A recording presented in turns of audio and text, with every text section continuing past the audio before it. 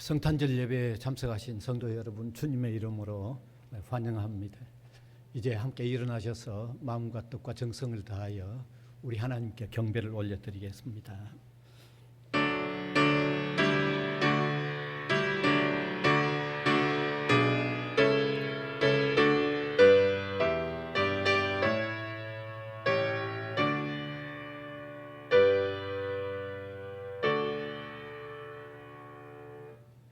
이 절망의 땅에 하나님께서 예수 그리스도를 보내주심으로 통하여 소망의 문이 활짝 열리게 해주신 것을 감사를 드립니다.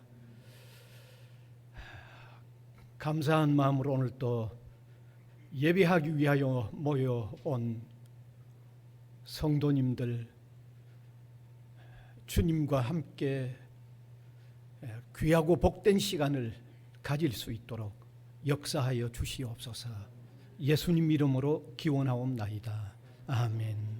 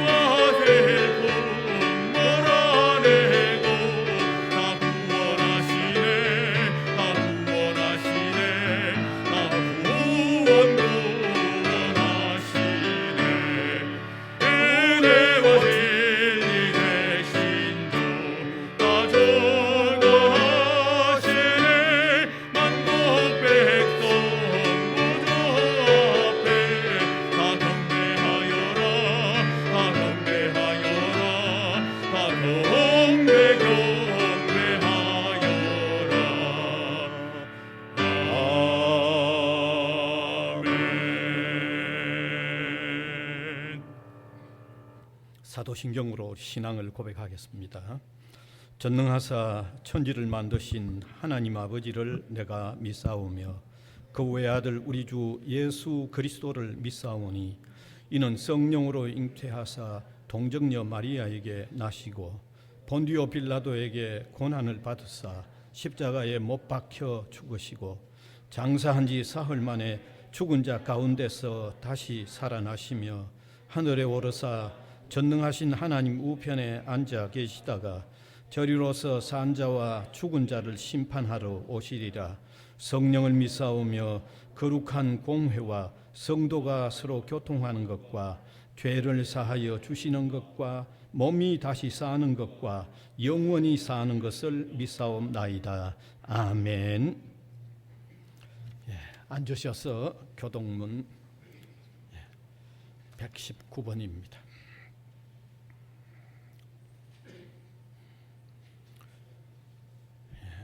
여호와의 영광이 나타나고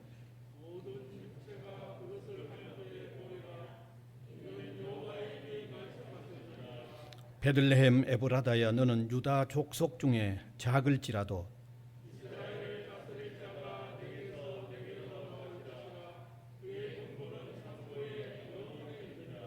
이는 한 아기가 우리에게 낳고 한 아들을 우리에게 주신 바 되었는데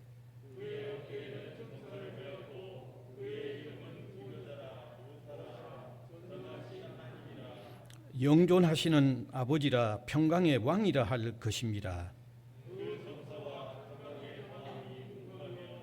또 다윗의 왕자와 그의 나라에 군림하여 그 나라를 굳게 세우고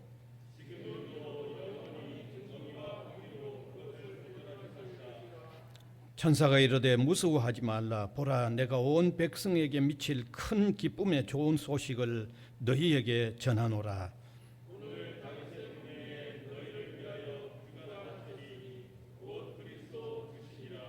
아멘.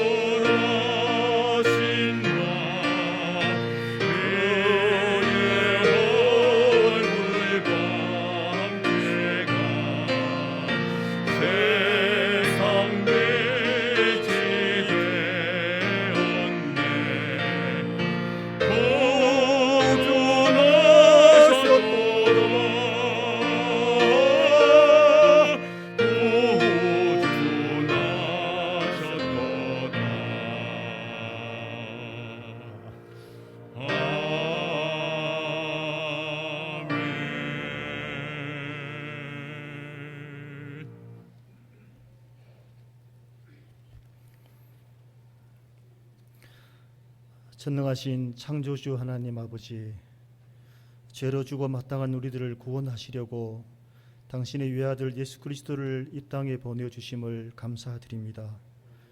이 시간 육신을 입으시고 이 땅에 오신 예수 그리스도를 찬양하며 성도들이 함께 모여 성탄 예배를 드립니다. 영과 진리로 예배하게 하옵소서. 이 예배가 하나님께는 큰 영광이 되게 하시고 우리에겐 평화와 은혜의 시간이 되게 하옵소서. 하나님 아버지, 이 시간 우리의 허물과 죄를 고백합니다.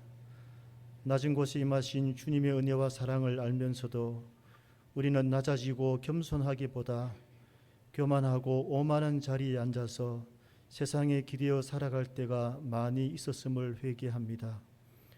우리의 죄와 허물을 예수 그리스도의 보혈의 피로 깨끗이 씻어 주옵소서. 그리하여 생명이신 예수님을 통해 우리의 삶이 날마다 새로워지며 하나님 사랑 안에서 참 평안과 기쁨을 누리며 살게 하옵소서. 죄악이 관영한 이 땅에 소망을 두지 않게 하시고 저 천국을 소망하며 날마다 거룩하고 구별된 삶을 살게 하옵소서. 자비로우시고 은혜가 풍성하신 하나님 아버지, 지금 우리나라뿐 아니라 온 세계가 코로나로 인하여 큰 어려움을 겪고 있습니다. 이미 많은 생명이 목숨을 잃었고 지금도 생사의 갈림길에 있는 이들이 많이 있습니다. 하나님, 이 고통의 시간이 또 얼마나 계속될지 세계 모든 사람들이 두려워하고 있습니다. 하나님, 자비를 베풀어 주옵소서. 우리가 통회하고 회개합니다. 인간의 오만함이 창조의 질서를 파괴하고 더 나아가 하나님을 대적하였습니다. 이제라도 자복하며 회개하오니 이 땅을 고쳐주시고 이 땅에 참 평화를 허락하여 주시옵소서. 우리 한국교회가 먼저 이 시련의 시간을 통해서 참된 교회의 모습을 회복하게 하옵소서. 또한 교회가 코로나로 인하여 더 큰 피해를 입고 신음하고 있는 자영업자, 소상공인, 여러 국민들을 위로를 전하고 그들의 상처를 치료하는 선한 사마리아가 되게 하옵소서. 하나님 아버지, 이 아름다운 동산에 교회를 세우셨습니다. 진리의 기둥인 우리 교회가 진리를 파수하고 또한 그 진리를 전하는 데 전력을 다하게 하옵소서. 교회 안에 어떤 세속화의 바람도 없게 하시고 오직 예수 생명을 전하는 구원의 등대가 되기를 원합니다. 이 시간도 주의 사자 목사님이 말씀을 대언하실 때 성령의 두루마기를 입혀주셔서 은혜의 말씀을 담대히 전하게 하옵소서. 선포되는 말씀을 통해 성탄을 맞는 우리들이 어떤 삶을 살아야 하는지를 잘 깨닫게 하옵소서. 예배의 모든 순서마다 성삼위 하나님의 은혜가 풍성하기를 원하옵고 예수님 이름으로 기도드립니다. 아멘.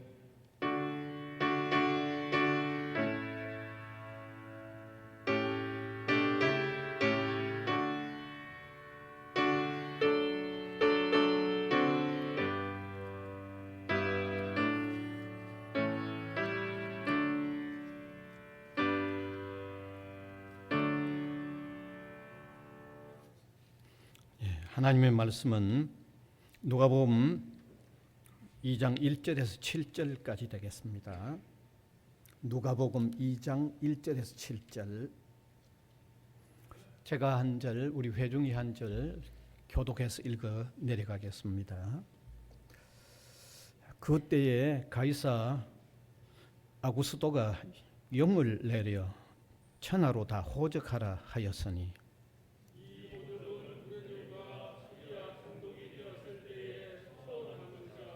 모든 사람이 호적하러 각각 고향으로 돌아가매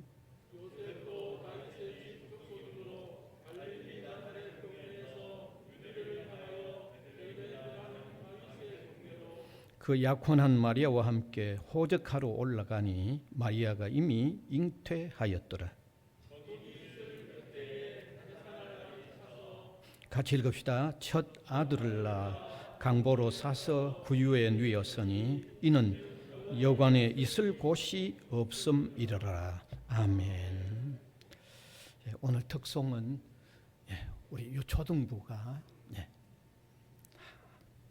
하나님께 영광 돌리겠습니다.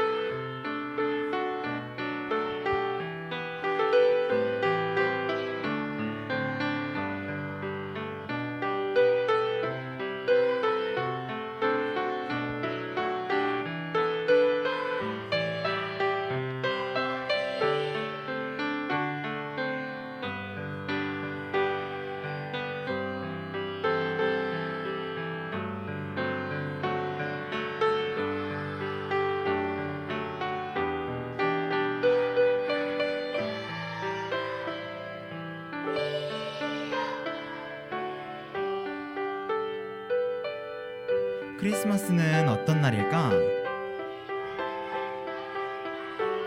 그래, 맞았어. 우리 예수님의 탄생을 축하하며 다 같이 찬양 드리자.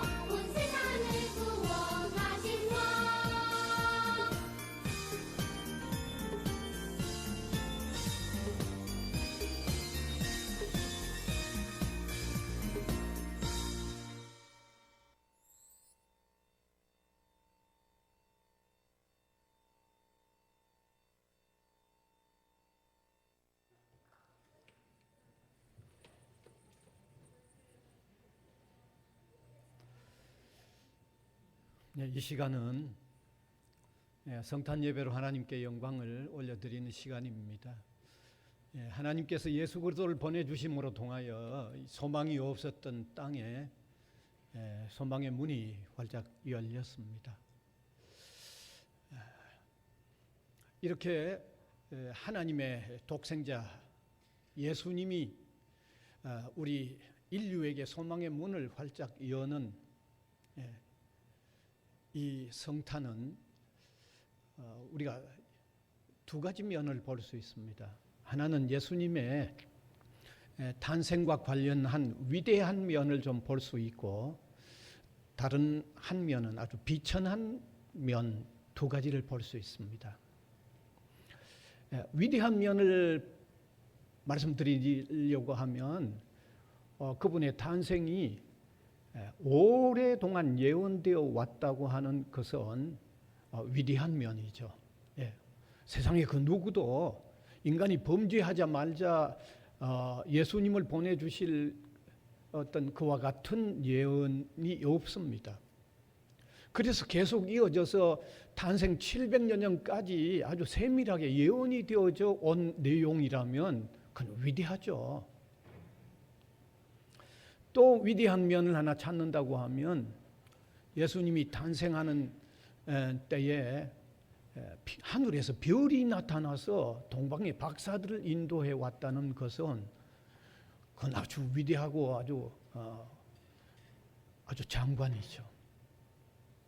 또 하나 위대하고 장관이라고 할 수 있는 것은 예수님이 탄생할 때 하늘의 천군 천사가 찬송을 불렀다고 하는 것은 대단히 위대하고 대단한 장관입니다.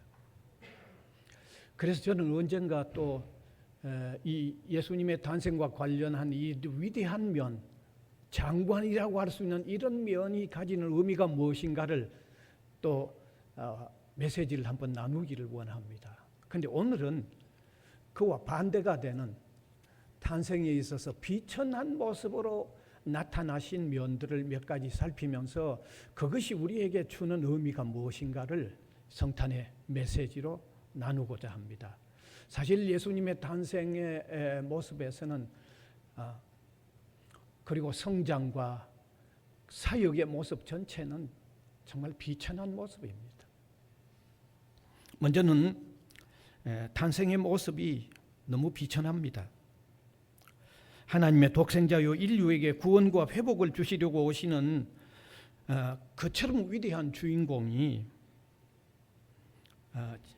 인간으로 오신 모습은 너무 초라합니다. 너무 비천합니다.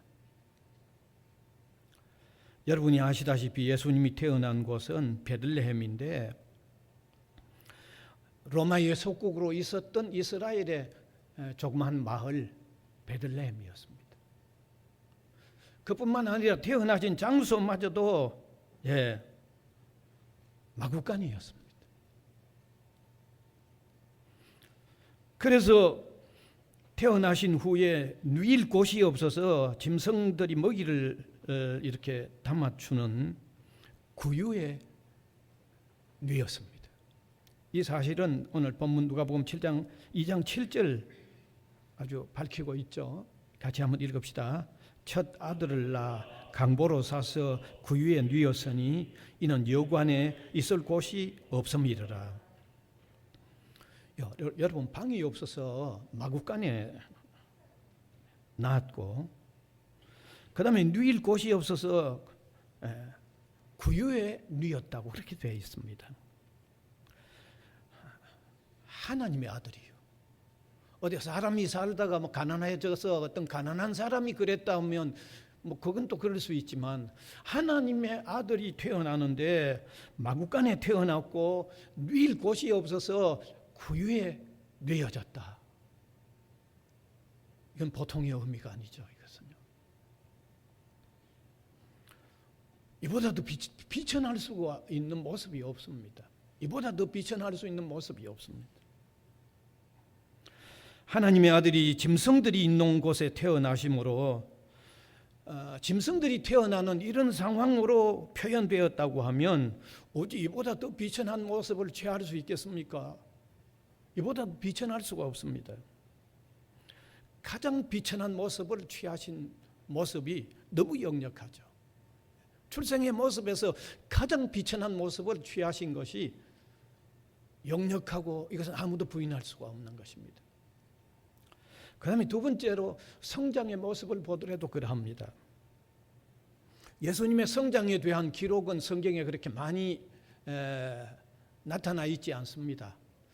예수님의 성장을 아주 압축해서 표현하고 있는 한 부분이 있는데 누가복음 2장 52절인가 거기 보면 성경이 이렇게 압축해서 적어놓고 있죠.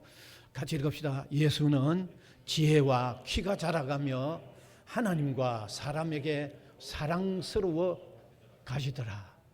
아주 압축해서 표현하고 있고 그 다음에 자라나신 모습에 대하여 아주 부분적으로 아주 몇 곳 있지 않습니다.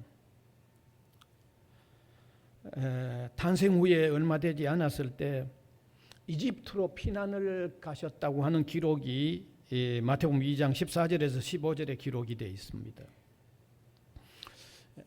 왜 그랬는가 하면 헤롯 왕이 당시의 왕인데 또 왕이 될 아기가 태어났다고 들었을 때 헤롯 왕은 시기할 수밖에 없죠.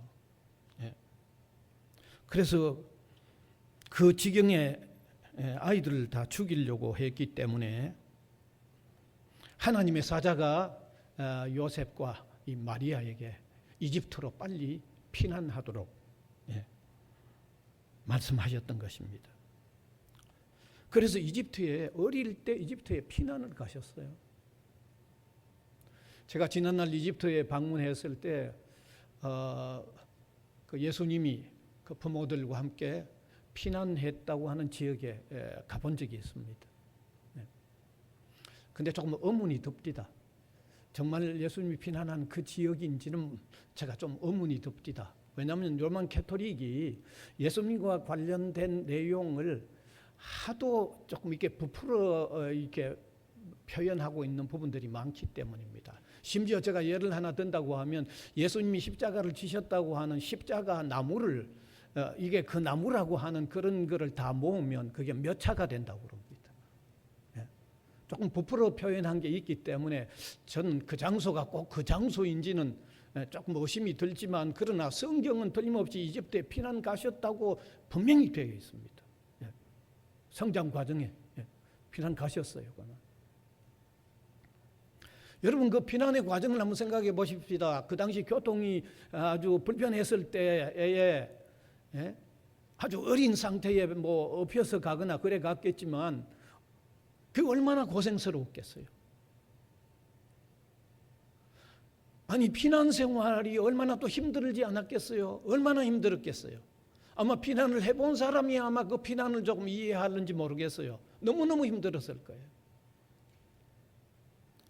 그 외에 또 다른 한 곳을 찾아보면 예수님이 12살이 됐을 때 6월절 명절이 되어 부모들과 함께 예루살렘의 성전에 올라갔다가 잠깐 그 부모들이 예수님을 잃어버렸어요. 3일간 찾다가 성전에 올라가 보니까 성전에서 아주 서기관들과 이런 대단한 사람들과 그 어떤 논쟁을 벌이는 그런 모습을 보여주셔서 그때 이미 예수님의 말씀을 들으면서 사람들이 놀랬다고 하는 표현이 성경에 기록이 되어 있습니다. 그 외에 성장에 관한 기록들이 제대로 없습니다. 그러나 우리가 예수님이 자라나셨던 그 가정적인 상황을 한번 떠올려 보면 얼마나 힘들게 성장했는가를 충분히 알 수 있습니다. 조그만 마을, 나사렛 마을에 그 양부라고 할 수 있는 육신의 그 부모라고 할 수 있는 요셉이 목수 생활을 했잖아요. 상당히 힘든 아주 어렵게 사는 가정에서 성장을 하신 거예요. 그러나 그 육친의 부친이라고 할 수 있는 요셉마저도 빨리 세상을 떠나버리고 나니까 예수님이 그 가정을 부양하기 위해서 예수님 자신도 목수 생활을 하셨다고 해요. 예수님도 목수 생활을 하셨어요.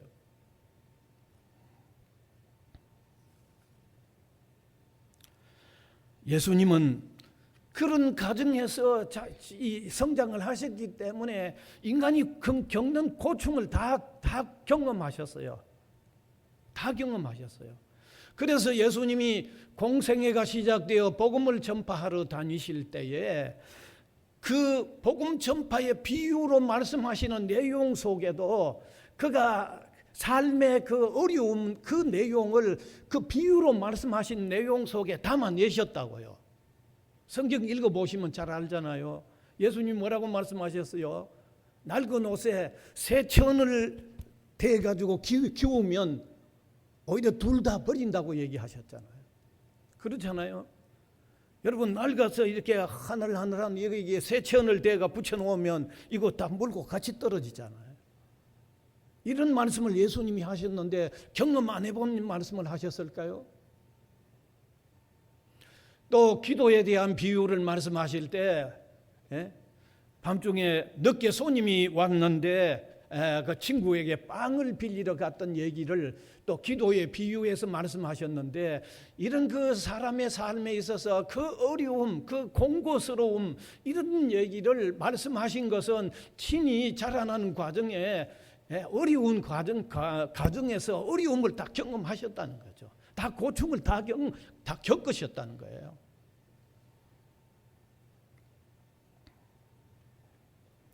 자, 그 다음에 세 번째로는 예수님의 이 마지막 생애라고 할 수 있는 공생애의 모습 역시 그야말로 고난으로 점철되는 것을 우리가 볼 수 있습니다. 예수님은 30세에 본격적으로 복음 전파를 시작하셨죠. 그리고 3년 동안 사역을 하셨습니다. 복음을 전하시고 병자를 고쳐주시고 또 가르치시고 하는 이런 사역을 하셨습니다. 그러면서 자신이 하나님의 아들됨을 주장을 하셨죠. 근데 누가 보아도 그 사람이 하나님의 아들이라고 주장하는 것을 인정할 만하지를 않습니다. 누가 보아도. 아마 우리가 그때 그곳에 살아도 우리가 보아도 예수님이 나타나서 내가 하나님의 아들이라고 하는 거 우리마저도 쉽게 아마 인정하지 않았을 거예요. 그래서 예수님이 하나님의 아들이라고 하는 말을 들은 유대인들이 분통이 터진 거예요.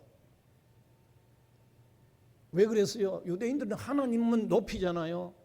그런데 어떤 사람 하나가 나타나가지고 자기가 직접 그 하나님의 유일한 아들이라고 하니까 유대인들이 어떻게 분통이 안 터지겠어요?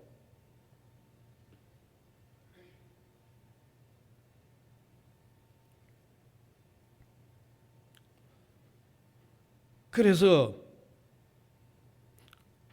유대인들은 그렇게 말하는 예수님을 두고 끝까지 다투는 거죠. 끝까지 그 예수님에게 끝까지 부딪혔어요. 예수님이 하는 일을 방해했습니다. 마지막에는 그 예수님은 죽여야 된다고 주장을 한 거죠. 여러분, 이것이 예수님의 공생애의 모습이라고 하면 고충을 다 겪는 모습일 뿐만 아니라 비천한 모습임을 우리가 떠올려 볼 수가 없죠.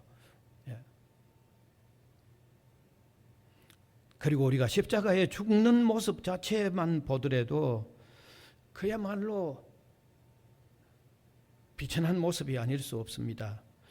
우리가 이미 들어서 아시겠지만 당시에 로마가 십자가의 이 어떤 이 사형을 처하는 형은 로마인들에게는 적용을 안 시켰어요. 어느 속국의 사람들 혹은 아주 흉악한 이 사람들을 처형시키는 방법이 십자가에 못을 박아 죽이는 그런 처형의 방법이었습니다. 자, 그런 십자가에 달려서 처형을 당하는 모습 자체도 이 비천한 모습 그 자체죠. 비천한 모습 그 자체죠. 오늘 우리가 십자가를 자랑합니다. 또 십자가를 어떤 아름다운 어떤 표상으로 만들기도 하고 우리가 어떤 장신구로 만들어서 사용도 하지만은 사실 십자가는 소름 끼치는 사형 형태이죠. 바로 그러한 형태에서 마지막을 보내시는 모습이야말로 전체가 태어날 때 마구간에서 태어나셨고 성장의 고충을 인간이 당하는 모든 고충, 비천한 모습을 다 취하셨고 마지막에 죽으시는 모습 자체도 고충을 비천한 모습, 그러니까 처음부터 끝까지 비천한 모습 그 자체잖아요. 비천한 모습 외에 다른 모습을 우리가 떠올려 볼 수가 없잖아요. 그러면 그처럼 우주적인 위대성을 지닌 분이 왜 그렇게 출생과 삶과 마지막에 사역에 있어서 이런 비천한 모습, 고충을 정말 모든 고충을 다 받는 이런 비천한 모습을 보여주셨을까요? 왜 그런 비천한 모습을 보여주셨을까요?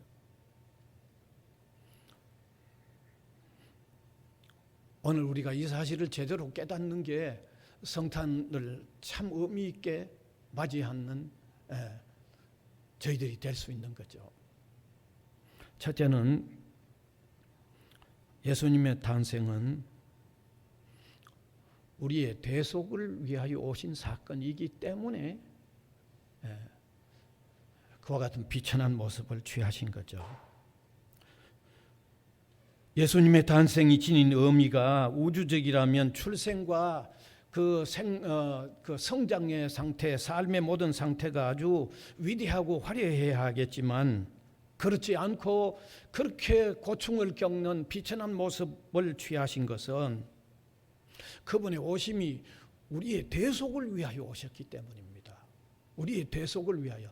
우리 대속을 위하여 오셨다는 말은 우리가 받아야 할 형벌을 우리가 받아야 할 고충을 대신 담당하기 위하여 오셨다는 것을 나타내는 거죠. 대속을 위하여 오셨다는 게. 다시 말하면 우리를 대신하여 죽으시기 위하여 오셨기 때문에 비천한 모습으로 오셨고 우리가 당하는 고충을 다 경험해 보시기 위해서 그런 비천한 모습을 취하셨다는 겁니다.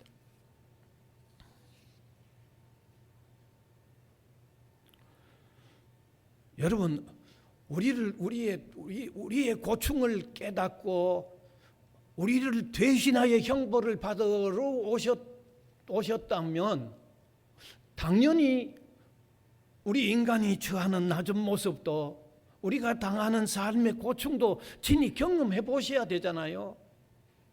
그러면 비천한 모습으로 오실 수밖에 없잖아요. 당연하죠. 그래서 예수님은 친히 말씀하셨어요. 우리 인간이 겪는 고충을 다 경험하셨다고, 다 겪었다고 말씀하시고 있습니다. 성경 가지고 우리 확인하십시다.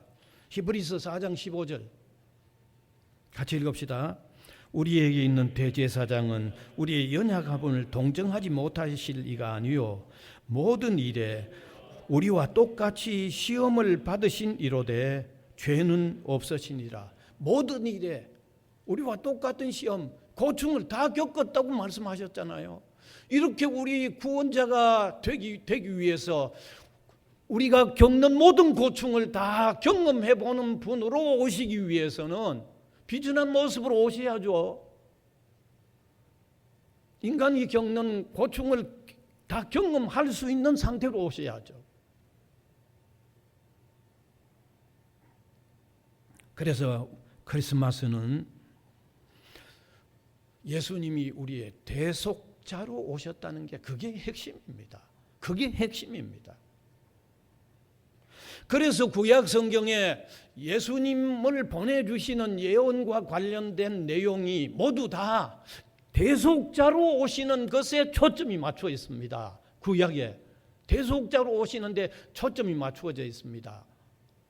여러분 창세기 3장 15절을 보면 대속자로 오시는데 초점이 맞춰져 있죠. 아주 이 창세기 3장 15절은요 아주 중요한 말씀입니다. 같이 한번 읽읍시다. 내가 너로 여자와 원수가 되게 하고 내 후손도 여자의 후손과 원수가 되게 하리니 여자의 후손은 내 머리를 상하게 할 것이요 너는 그의 발꿈치를 상하게 할 것이니라 하시고, 여기에 여자의 후손으로 오는 분이 여자의 후손으로 오는 예수 그리스도께서 발꿈치를 상하게 될 거다.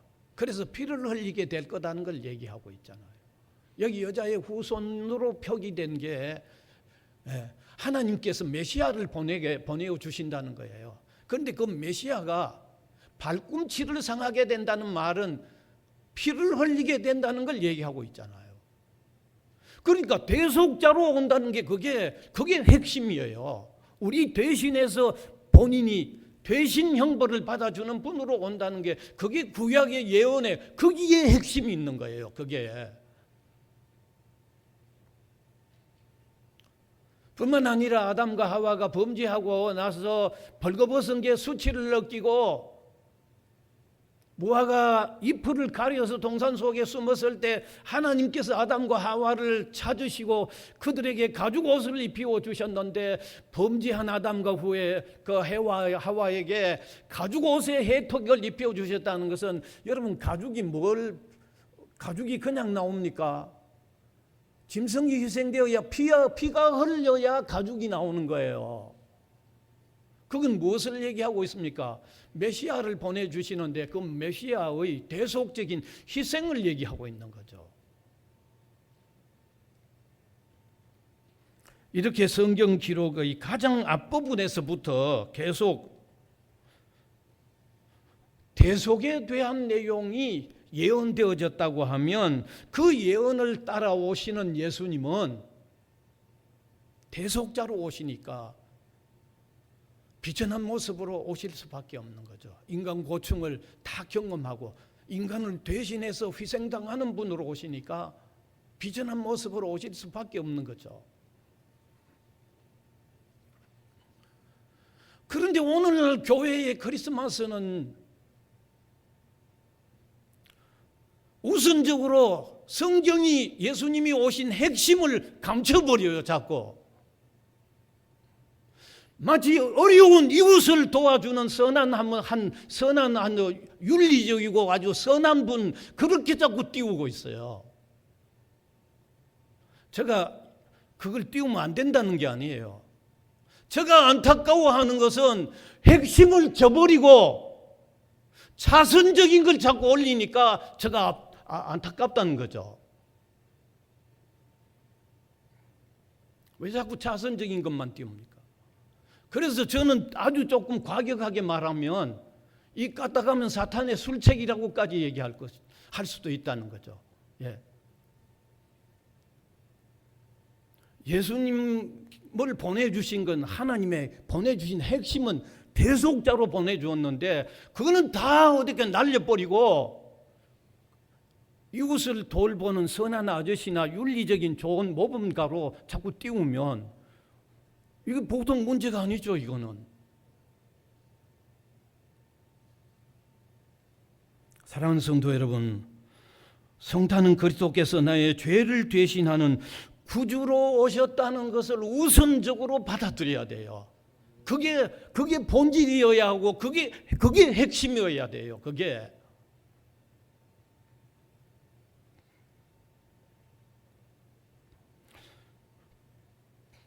그 다음에 두 번째로는 성탄은, 첫 번째는 대속자로 오신 것이기 때문에 그런 비천한 모습을 취하셨고, 그 다음에 두 번째 비천한 모습을 취하신 것은 섬기기 위하여 오셨기 때문에 비천한 모습을 취한 거예요. 솔직히 말씀드리면 이 두 번째 항목 속에 이웃을 돌보는 이런 게 포함되어 있는 거예요. 여기에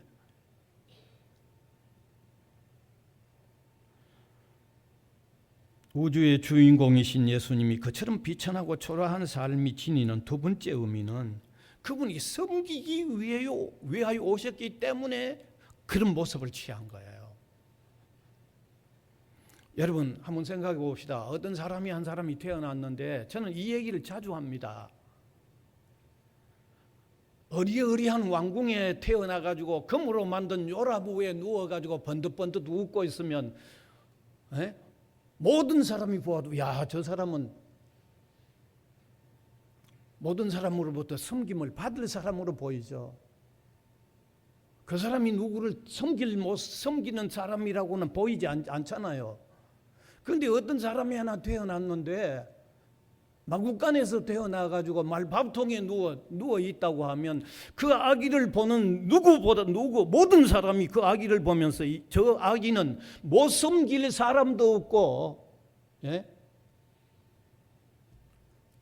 못 위로해 줄 사람도 없고 그 모습, 전형적인 그 모습 자체 아닙니까? 그렇지 않습니까? 두 면을 대조해 보세요. 왕궁에 태어가지고 금으로 만든 요람에 누운 아이 한 사람하고 마구간에 태어나가지고 말밥통에 누워진 두 아이를 보면서 누가 잘 섬기는 사람의 모습으로 보입니까? 그건 뭐 저 물어보는 제가 그러죠.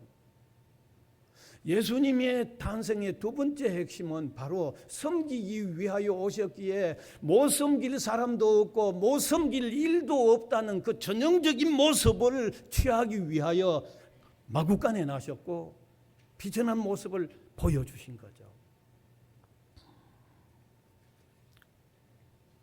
그래서 예수님도 친히 말씀하신 중요한 말씀이 있잖아요. 마태복음 20장 28절 아주 중요한 말씀입니다. 같이 한번 읽어보십시다. 시작. 인자가 온 것은 섬김을 받으려 함이 아니라 도리어 섬기려 하고 자기 목숨을 많은 사람의 대속물로 주려 함이라. 섬기기 위하여 오셨기 때문에 그 비천한 모습을 취했다. 쉽게 말하면 그 말씀이잖아요. 섬기기 위하여 오셨기에. 어떻게 섬기기 위하여 오신 분이 어리어리하면 섬기는 분으로 안 보이잖아요. 주님의 오신 두 번째 목적이 이처럼 섬기는 삶에 있었기 때문에 섬기는 사람으로서 적절한 모습에 어울리는 생애를 사신 거죠. 그래서 주님은 어떤 비천한 사람과도 교제하시고 섬기는 사람입니다. 주님은 그 누구라도 친구 삼아서 교제하시고 섬기는 사람입니다. 병든 자, 눈먼 자, 가난한 자, 죄 있는 자, 실패한 자, 소외된 자, 눌린 자, 그 누구도 섬겨 주실 수 있는 주님으로 오셨다는 거죠.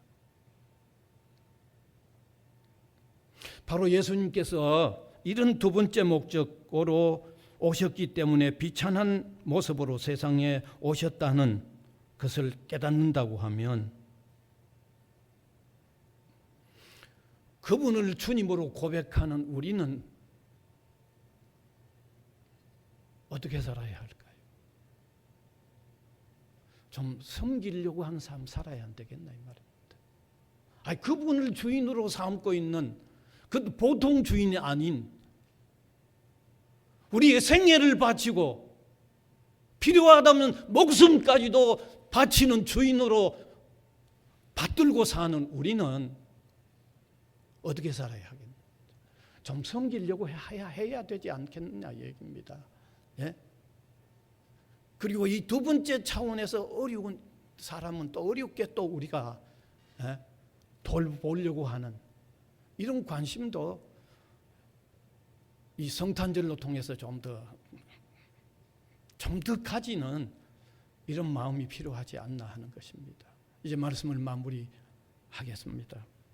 사랑하는 성도 여러분, 우주적인 분이 비천한 출생과 삶을 사신 의미를 오늘 우리가 바르게 발견하고 그게 가슴 저리도록 우리 마음속에 깨달으면서 사는 게 진정한 성탄을 맞이하는 겁니다. 두 가지죠. 하나는 대속이고 하나는 섬김입니다.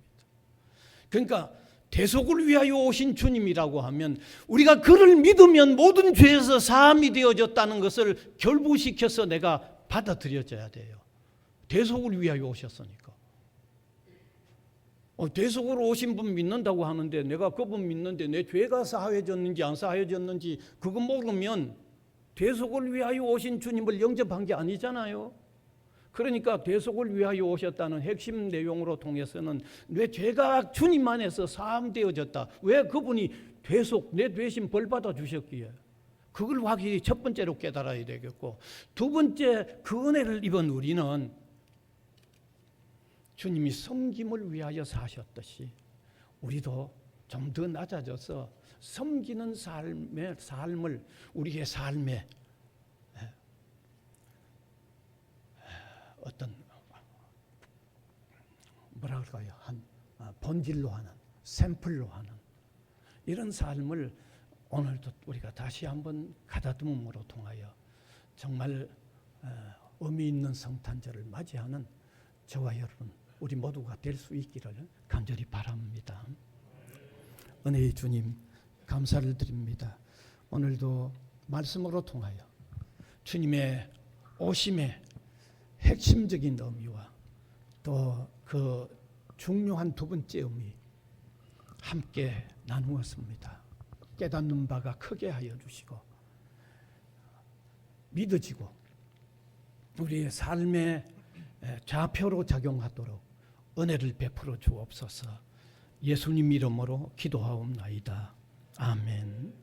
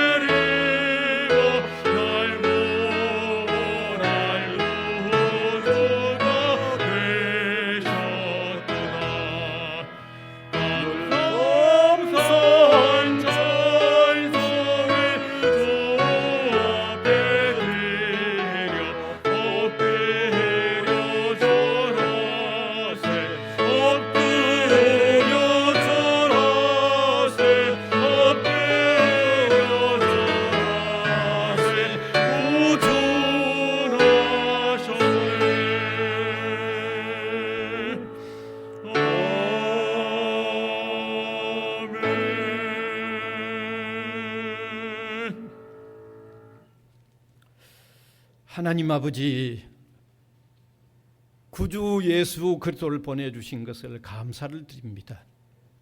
영광을 받으시기를 소원합니다. 이 시간도 우리 마음속에 주님 모시게 된 것 때문에 벅찬 감격함이 있게 하시고 감사함으로 주님을 더욱 바르게 섬길 수 있는 마음 자세들을 다시 한번 여밀 수 있도록 성령님이여 도와주시옵소서. 사랑하는 주님, 감사하여 오늘 또 표현한 이 예물들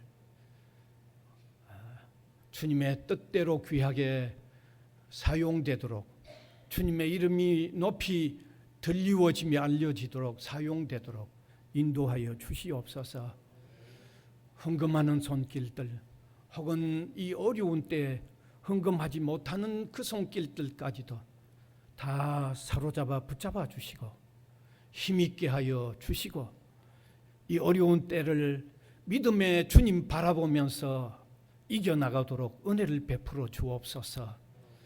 성탄으로 주어지는 은혜가 주님의 백성들의 개인과 가정 위에 충만케 하여 주시옵소서. 예수님 이름으로 기도하옵나이다. 아멘.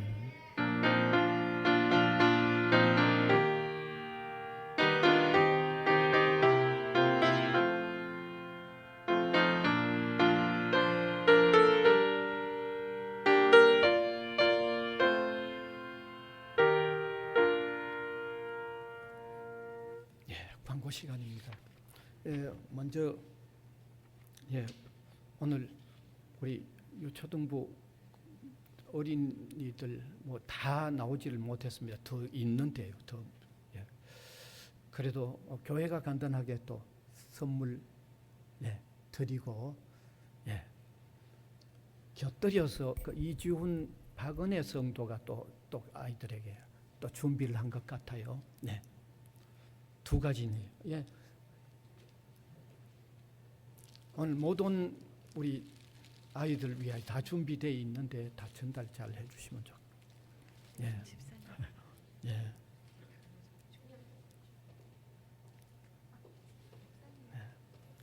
저는 무슨 사탕 목걸이 같기도 하고요.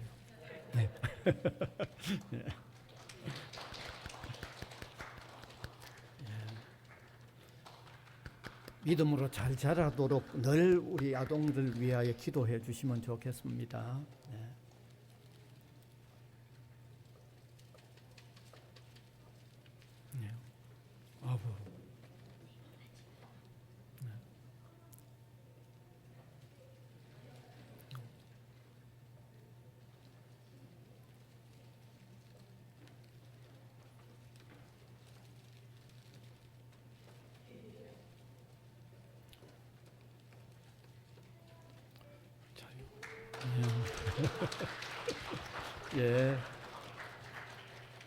그다음에 오늘 여기 참석하지 못하신 분은 1시에 영상으로 또 보실 수 있습니다. 영상으로 예배 참석하실 수 있습니다. 그다음에 내일은 바로 또 주일이니까 여러분 우리가 주님 잘 섬기는 첫 번째에 들어간다고 해도 과언이 아닌 게 예배입니다. 그만큼 예배에 열심히 또 참석해 주시기 바랍니다. 그다음 다른 하나는 오늘 우리 성도님들을 위해서는 아마 빵이 준비되어 있습니다. 받아가시면 되겠고, 그다음에 우리 교회가 또 성탄 이런 기회로 통해서 어떻게 뭐 반드시 우리보다 어렵다고는 뭐 할 수 없을 수도 있지만 그래도 일반적으로 좀 어렵겠다 싶은 우리 학교 미화원들을 위해서 35명입니다. 따로 좀 케이크를 준비해서 오는 주간에 나누려고 합니다. 오늘 성탄 헌금도 우리가 하셨는데 좀 그런 데라도 조금 서이도록 그렇게 하겠습니다. 광고 이상입니다. 이제 일어나셔서 635장 찬송 드리겠습니다.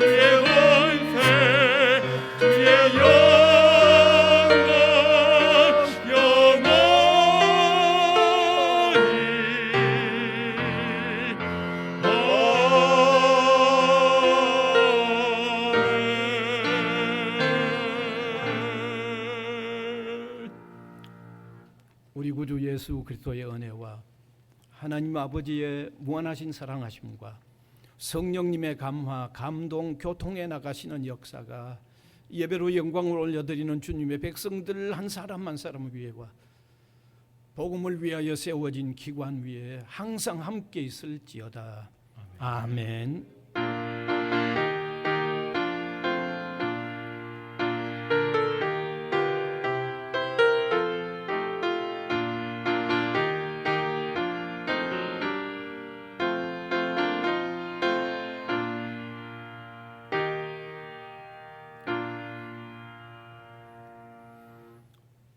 이제 오늘은 배회송 대신에 다 같이 메리 크리스마스라고 한번 외칩시다. 시작.